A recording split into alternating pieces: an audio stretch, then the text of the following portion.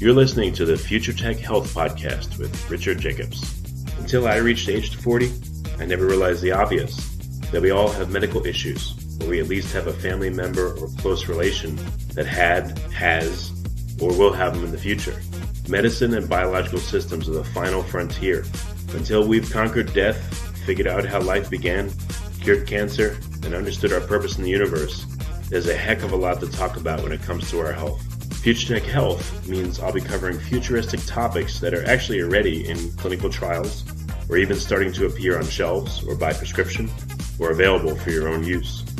We dive deep into stem cells, CRISPR-Cas9, the science of sleep, epigenetics, medical testing, cancer, ketogenic diets, stem cells, aging, regenerative medicine, and more. My goal for you, the listener, is to learn from these podcasts. You may very well learn something that may change the course of your life for the better, steer you towards a new career, or give you insight into addressing a serious medical problem. Remember, however, this podcast and its content is informational in nature only. No medical, tax, legal, financial, or psychological advice is being given. If you enjoyed the podcast, please listen, subscribe, like, and share it with friends. Thank you. Hello, this is Richard Jacobs with the Future Tech and Future Tech Health Podcast. And I have Dr. Ted Belfor.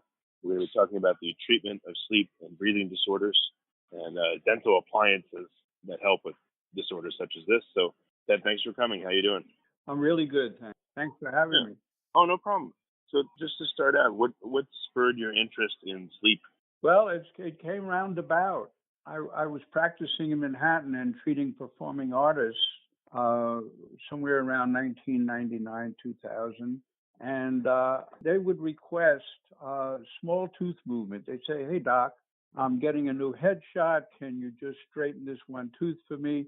And since they were performers, they couldn't wear braces, and there was no Invisalign in those days. So I started fiddling with orthodontic appliances, removable appliances, so that they could perform and wear the appliances at night. And what happened, it was an accident, but one of the designs, which used a unilateral bite block, the result was that the makeup artists were telling the actors, you know, your face is changing every time I see you.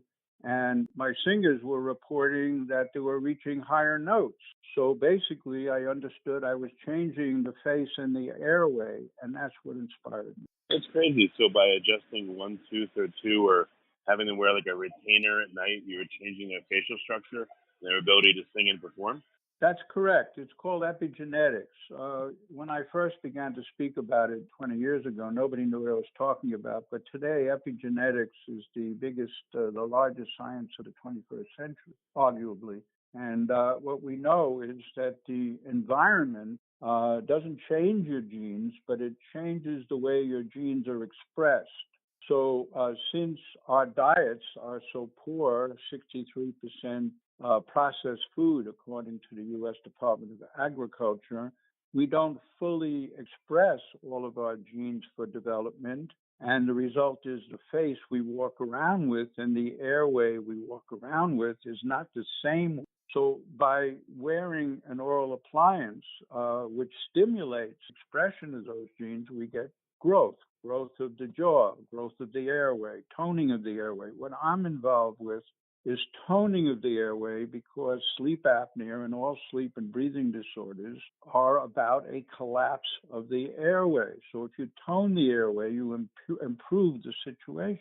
That's a great thing. I haven't, it's funny, all the sleep people I've talked to, and I've talked to probably 100 of them, none of them talk about improving the tone of the airway. They just say, oh, the tone of the airway lessens as you age, and that's what causes sleep apnea and snoring, et cetera. So how would you ever affect the tone of the airway?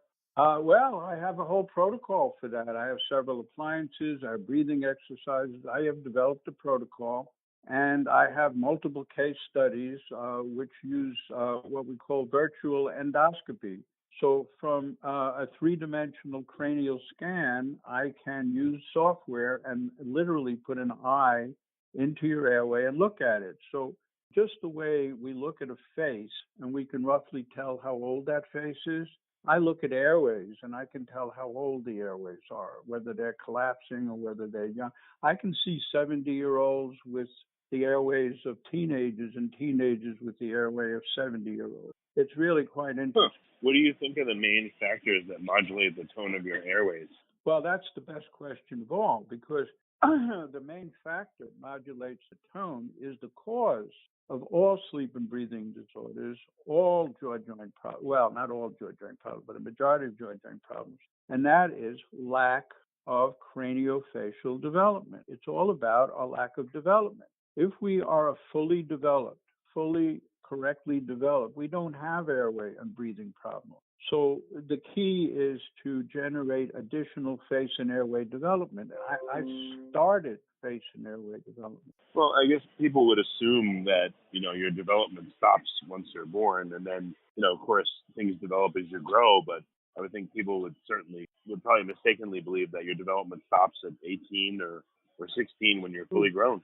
That's exactly what I was taught in school, that you can't make any changes after late adolescence, early adulthood.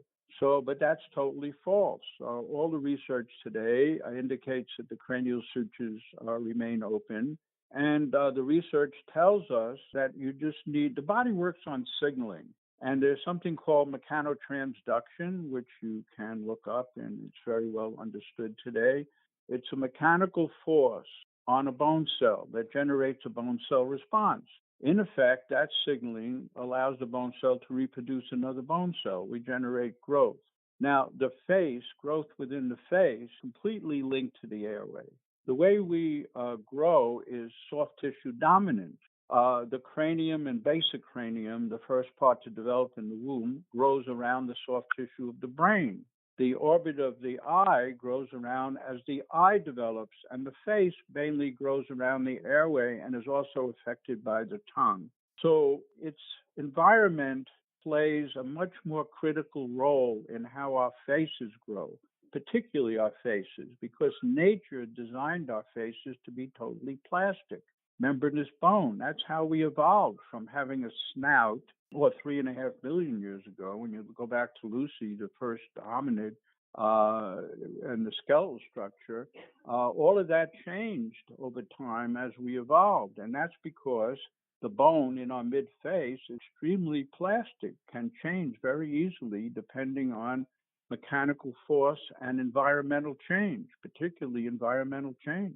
Okay, so this is really interesting because I haven't thought about this much.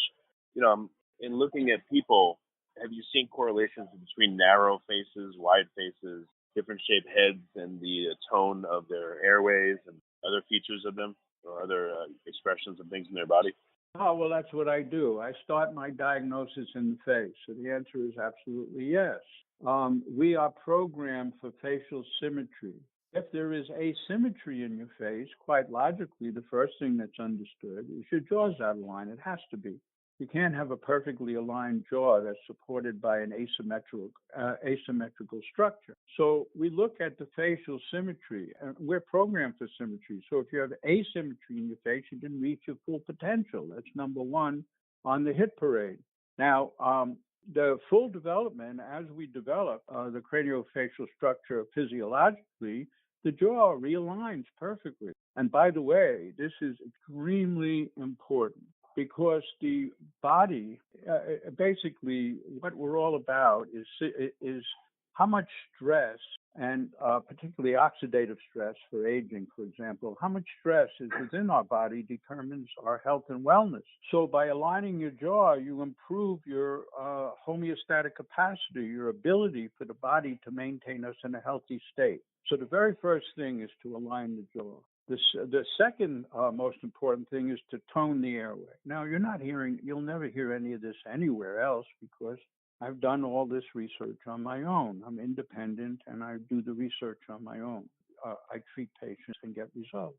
Has anyone ever told you they don't like the tone of your airway? I'm just joking. Instead of the tone of your voice. Very cute, yes. Well, when I see a toned airway, I actually get very excited. That's funny. Anyway. So the first goal is to make sure the jaw is aligned and then it continues. That then you want to work on the tone of the airway. So what's next? Well, it's all connected.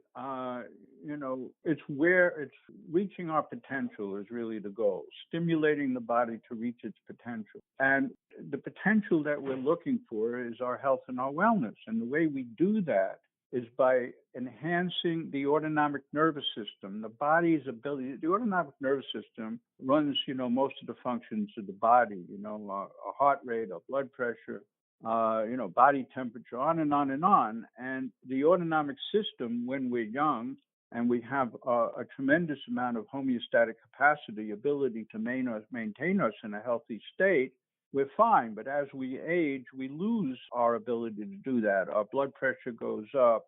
Our sugar metabolism becomes compromised, et cetera, et cetera. So how do we improve that homeostatic capacity?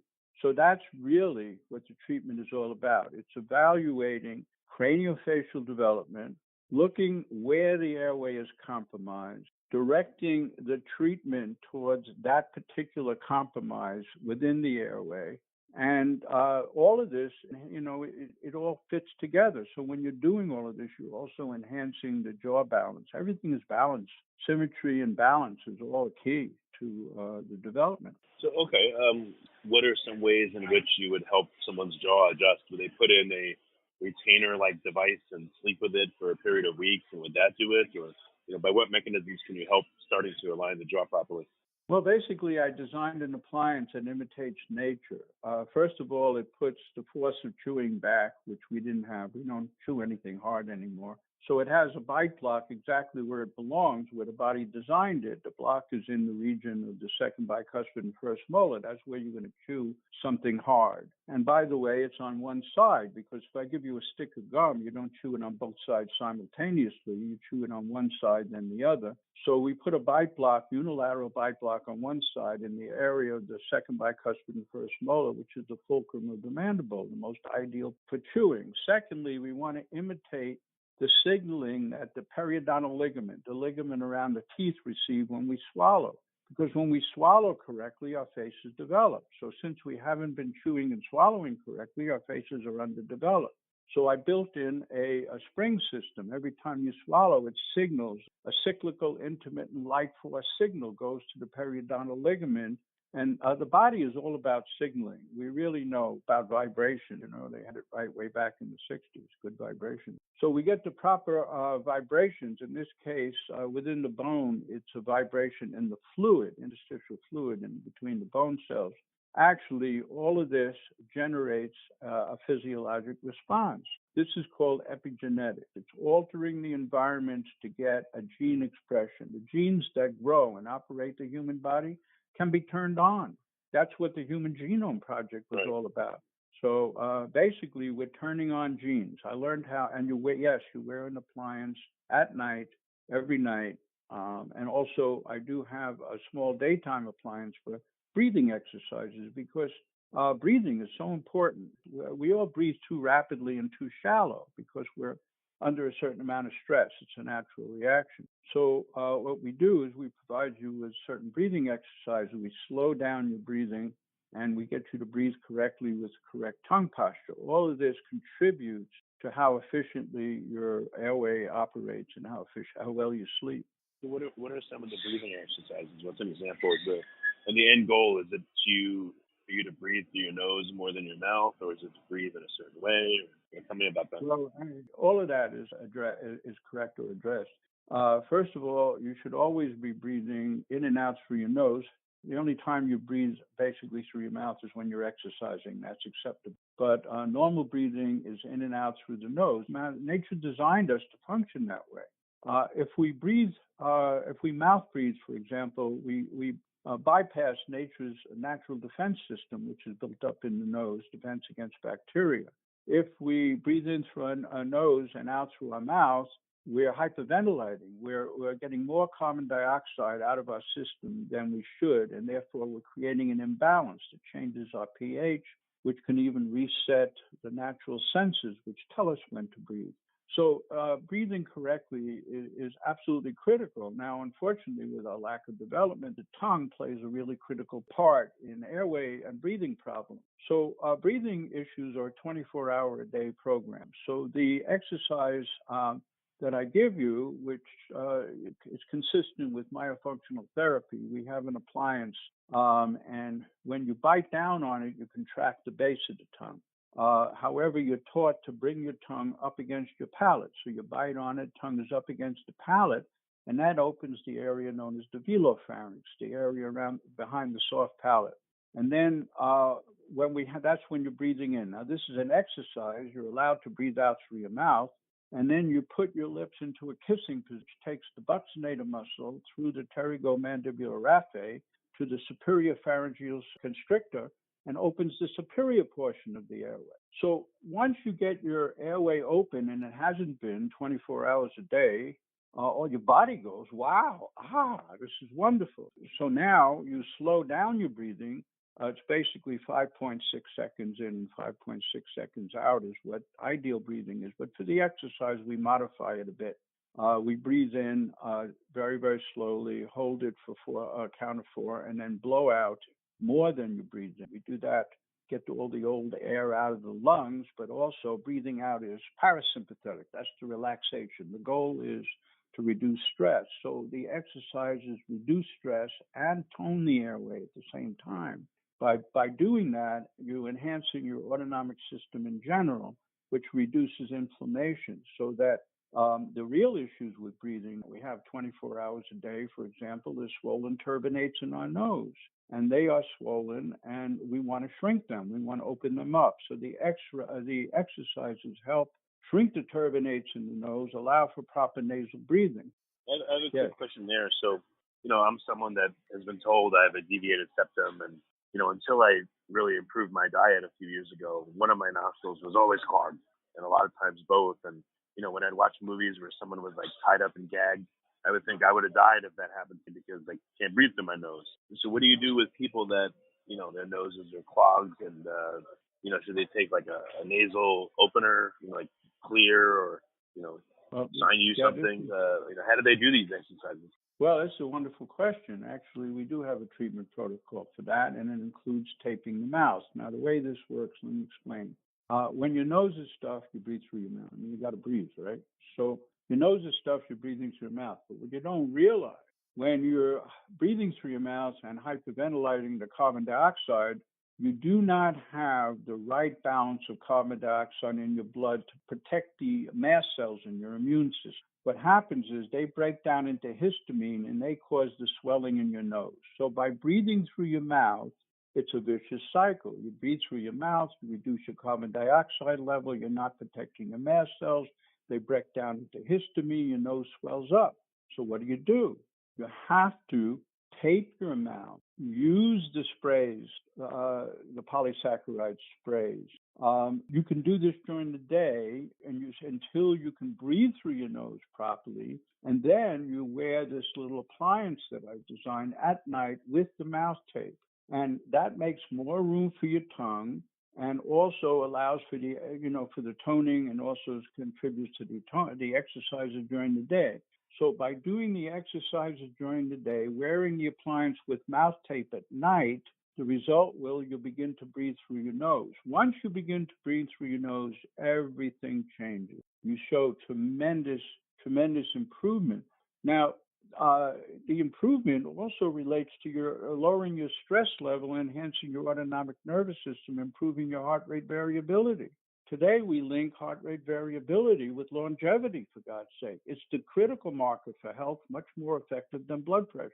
So all of this is all linked together, and yes, we can treat you with this very little appliance. We call it's a trademark. It's called the POD, P-O-D, Preventive Oral Device, a U.S. trademark. You wear that during the day with the exercise. You can also wear it at night with the mouth tape, and this will allow you to breathe properly at night.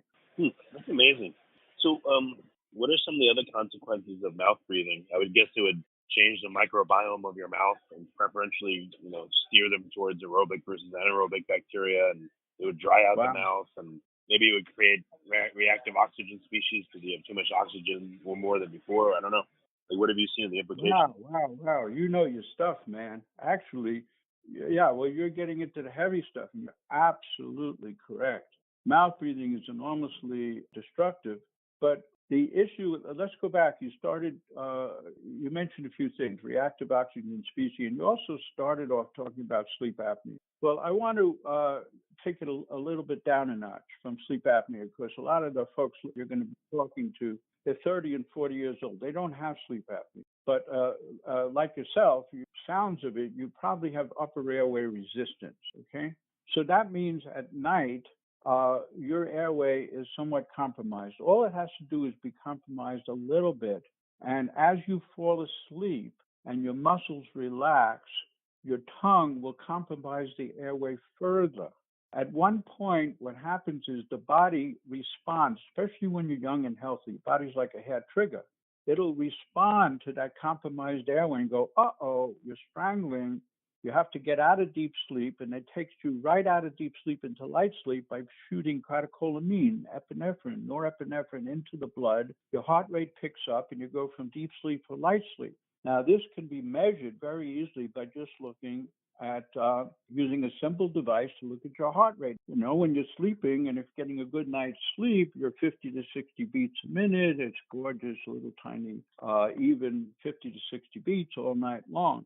However, if you have upper airway resistance, you're spiking anywhere 50, 60, up to 80, 90, 100 beats a minute. And what this is doing is producing a huge effect on the body on the level of the mitochondria. And that's where reactive oxygen species and reactive nitrogen species comes in. Without explaining the molecular biology on this, what I would simply say that body has a specific reaction on the level of our energy factory, the mitochondria. And it reacts by replacing the need for oxygen. In other words, once we're oxygen deprived, the body has to do something to protect it.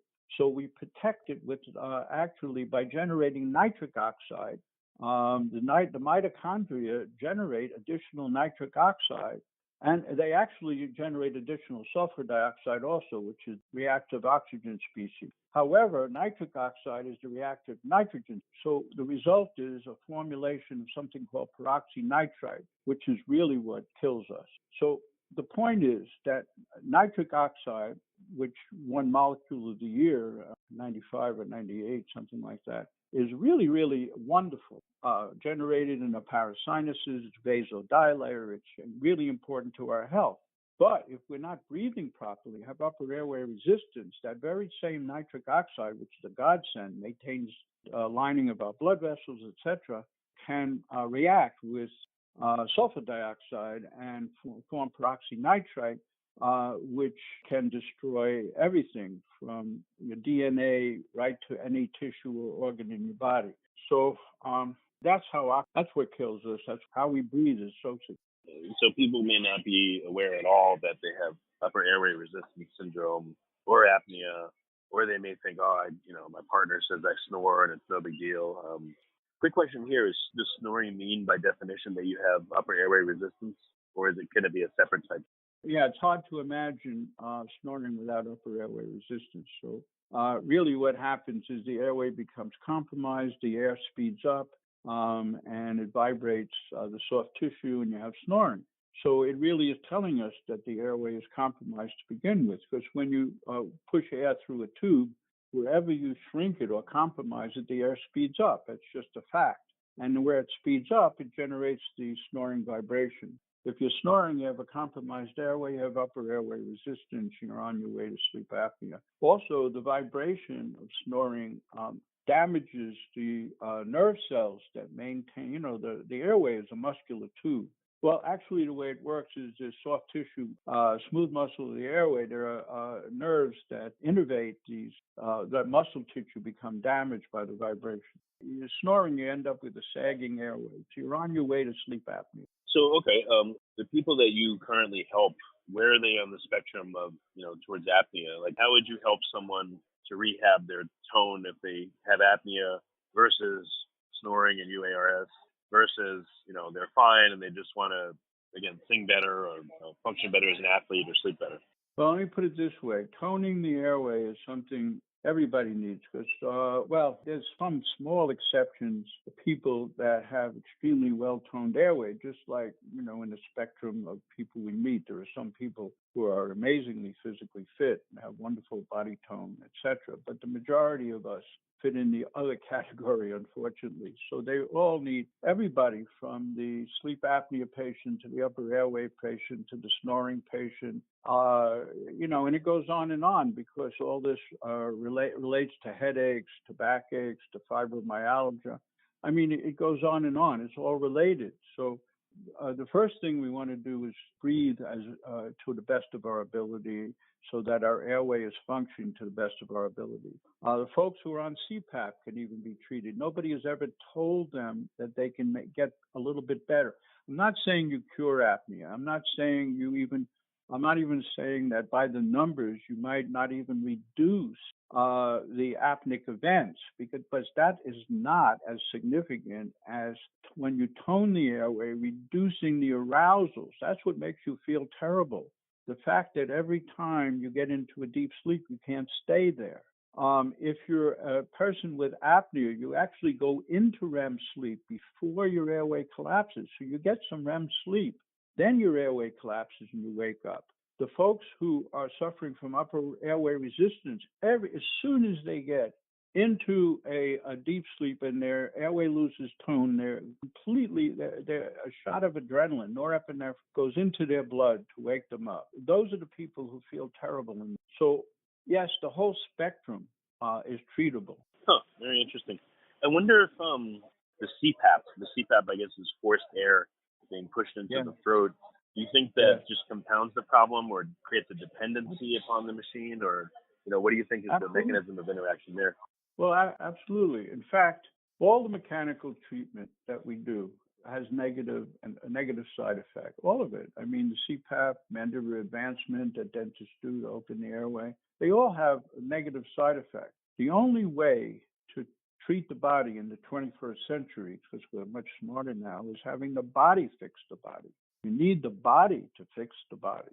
So that's what we're doing. Yeah, I agree. We're focusing on utilizing what we have, our physiologic ability to restore health. And it's a different approach. I build a foundation. It's not necessarily going to cure apnea. It's going to improve you in so many ways. And then the traditional treatments are available. I'm not saying throw away your CPAP machine or your mandibular advancement device. I'm saying that there is a way to improve your circumstance, and these devices are sometimes extremely necessary. What's an example of one of the exercises you tell people to do to increase the tone of their air passages? Well, we have a little device that provides resistance. So what happens is you can try this yourself very easily. What I was saying before about the breathing out with your lips in the kissing position. See, what you want to do when you breathe in through your nose, that's a given. But when you breathe out, if you put any kind of resistance, put your fist up against your lips and try to blow out, what you'll feel, and you'll look in the mirror and see your neck expand. You're expanding that tube, that airway. So what you do is when you breathe in through your nose, we have a little device that you breathe out through. So you're breathing in through your nose and you're breathing out through your mouth with your lips pursed, and it resists. As a result, it expands your airway. Now, the most important expansion of the airway is the lateral expansion, not the anterior posterior. What we're doing now, the traditional treatment, is to bring the jaw forward, which is an anterior posterior expansion of the airway. But for treating apnea, the tongue is slipping back and closing off the entire airway for 10 seconds. But if the airway is toned wider, the tongue slips back, it doesn't close the airway. The airway is too wide for that. A correct airway should be 36 millimeters wide. And generally, when the tongue slips back, it won't close that entire airway. So, and also, remember, I look at airways. Now, if I see an airway that's collapsing from the side, I know I can fix it. It's not that hard. Those are redundant lateral pharyngeal folds that are collapsing inward. We can tone that, make the airway wider, and you're much healthier by virtue of that, much healthier. That's a tremendous.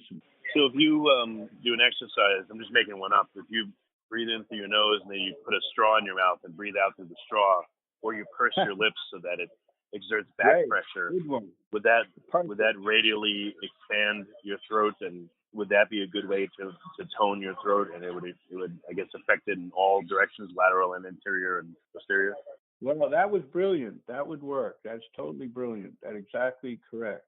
Okay, but you have your own protocol, to do all these things. That's great. Well, I do, because there are a bunch of things that are combined, actually. First of all, it goes in depth, because you have to breathe with your diaphragm. You have to breathe as the yoga's teach. You breathe with your stomach. If you understand the importance, let me give you a little bit more knowledge. When you breathe in, when your diaphragm drops, that's how you breathe in. You create more volume in your chest cavity, and the air comes in through your nose, mouth, whatever. But you're dropping your diaphragm. And to do that, if you use your stomach muscles to do it by expanding your stomach, which is correct breathing, you're actually pulling on the fascia around the second sacral vertebrae. And this action helps to move the cerebrospinal fluid upward. And then when you breathe out, you really push the cerebrospinal fluid up.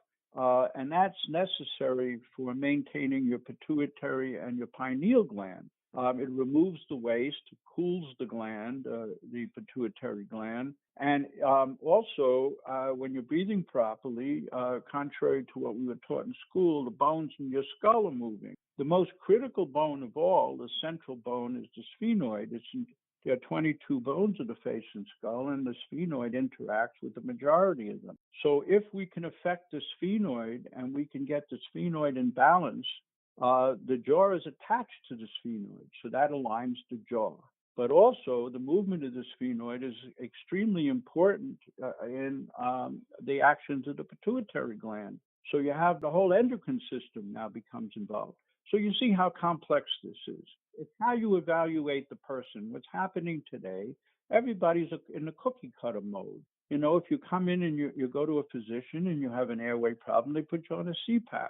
If you have an airway problem, you go to the dentist, they put you on a mandibular advancement appliance. In my mind, this is not adequate. I start to evaluate a patient from a three-dimensional cone beam scan. We look at the airway. We look at the craniofacial development. We measure the development. We see where the deficiencies are. And we address treatment towards the deficiency. And this is, I believe, appropriate treatment. It makes total sense. Backtracking a little bit, what do you see the effect of people that have had braces, Invisalign, traditional braces, etc., versus people that haven't? Is it on the whole a beneficial thing or a negative thing? All right, here's a story. If crooked teeth are a symptom of your lack of craniofacial development, primitive cultures that basically developed that when they had proper full development, their teeth were perfectly straight. We still have cultures in the world where the teeth are straight.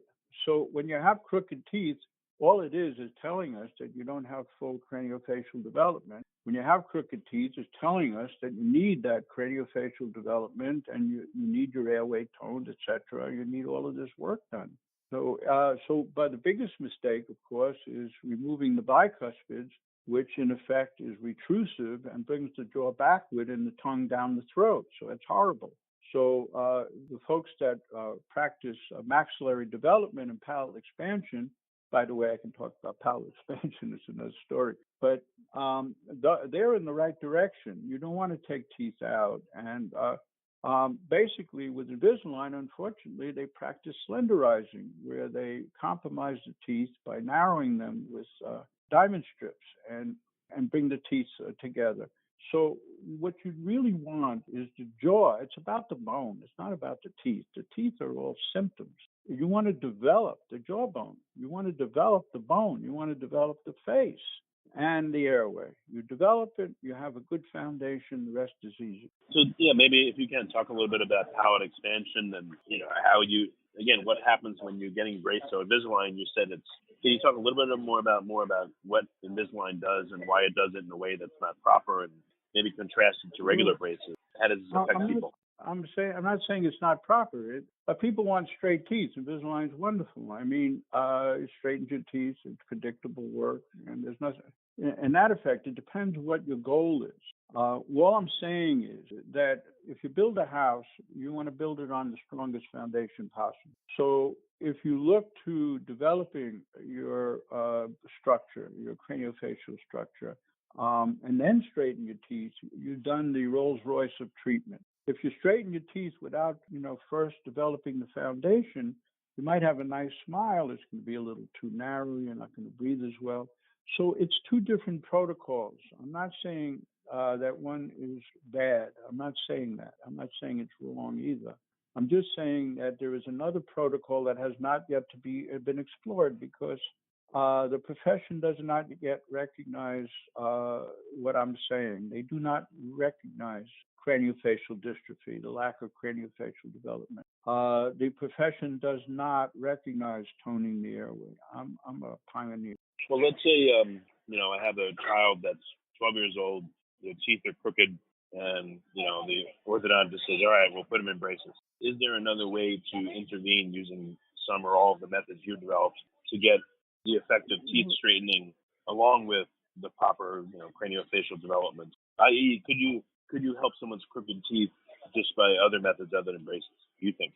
Well, let me say, number one, the ideal time to treat a child is ages 7 through 10 is the ideal time, because at that point there is developmental systems using orthodontic brackets. There's the BioBlock system developed by John Mew in England, which is sensational for 7 through 10. That's pretty much the limits. But what you can do is horizontal development. Horizontal development is what you need to develop your airway. You get the way we're supposed to develop, forward and upward.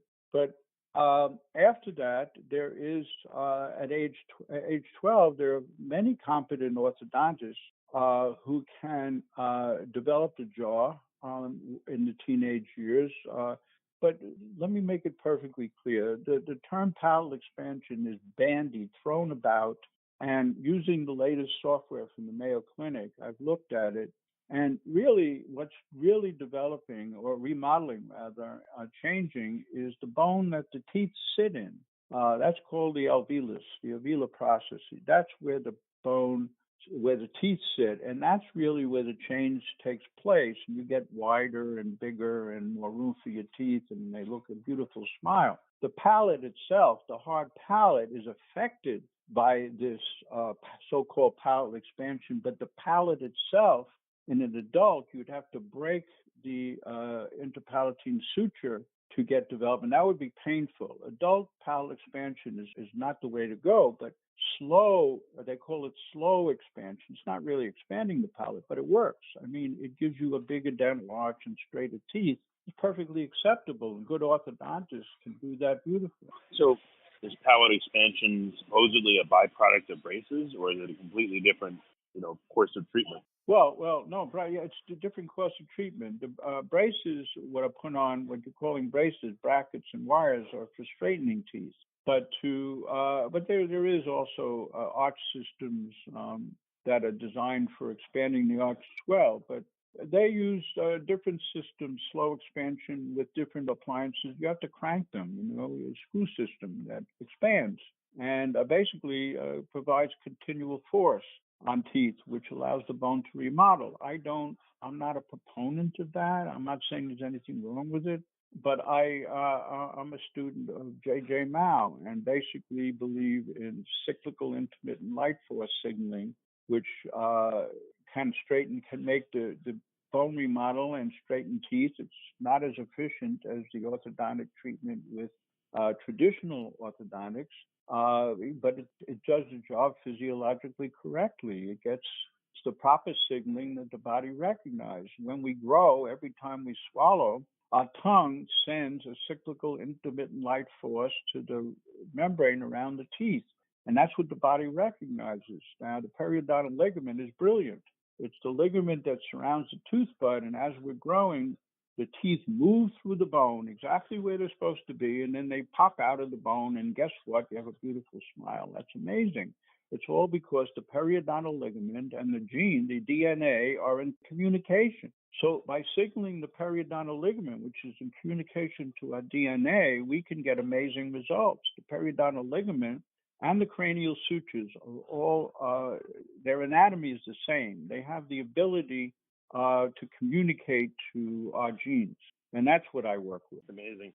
So far beyond normal dentistry, it's like, Well, I've been estimating really... I'm 15 years ahead of the profession. Nobody's verified that. I brought it up very, very, very briefly, but what areas do you see that your knowledge is lacking, or that dentistry is not taking into account at all? Like, again, the microbiome of the mouth and the throat and all that. Have you looked at that, or do you see that's not really a major factor in playing into what's going on? Oh, of course, it's a major factor, and I recommend a book by Dr. Stephen Lin. He's a friend of mine, lives and practices in Sydney, Australia. It's called The Dental Diet, Stephen Lin, Lin. And his focus is the microbiome and its relationship to, there's no getting around it. Our body, one of the body's key communication, that's epigenetic. There's two. The food we eat is totally epigenetic because the body responds to whatever food we put in our body. And two, our microbiome, the microbiology of the mouth and the gut. That's epigenetic. That's talking to how the body functions. And Stephen Lin wrote an amazing book, The Dental Diet. And if anybody's interested in that, they should pick that book up. It's on Amazon. They put it on Amazon. Okay, that's great. So what's the best way for folks to find out more about your work and maybe to get in contact with questions or collaboration, or to purchase one of your protocols to improve their airway tone? How can they follow up? They need to contact their dentist. Tell them that they are interested in the Homeoblock. Homeoblock is basically, remember I was talking about the homeostatic capacity and homeostasis. The Homeoblock is my appliance.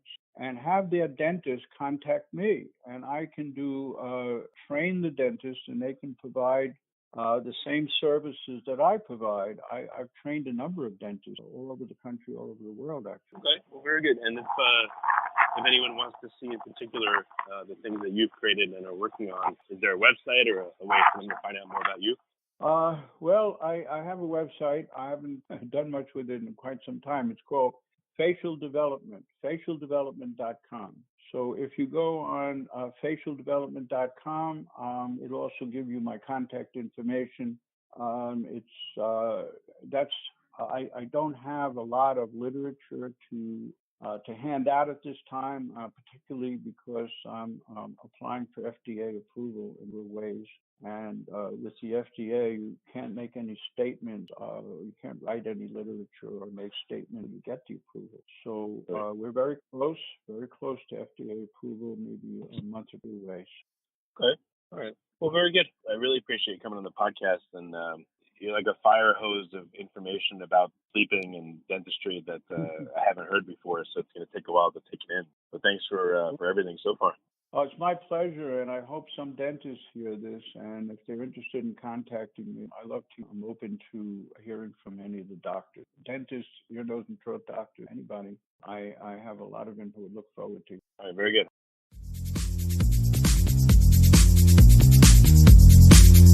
You're listening to the Future Tech Health Podcast with Richard Jacobs. Until I reached age 40, I never realized the obvious, that we all have medical issues, or we at least have a family member or close relation that has, or will have them in the future. Medicine and biological systems are the final frontier. Until we've conquered death, figured out how life began, cured cancer, and understood our purpose in the universe, there's a heck of a lot to talk about when it comes to our health. Future Tech Health means I'll be covering futuristic topics that are actually already in clinical trials, or even starting to appear on shelves or by prescription, or available for your own use. We dive deep into stem cells, CRISPR-Cas9, the science of sleep, epigenetics, medical testing, cancer, ketogenic diets, stem cells, aging, regenerative medicine, and more. My goal for you, the listener, is to learn from these podcasts. You may very well learn something that may change the course of your life for the better, steer you towards a new career, or give you insight into addressing a serious medical problem. Remember, however, this podcast and its content is informational in nature only. No medical, tax, legal, financial, or psychological advice is being given. If you enjoy the podcast, please listen, subscribe, like, and share it with friends. Thank you.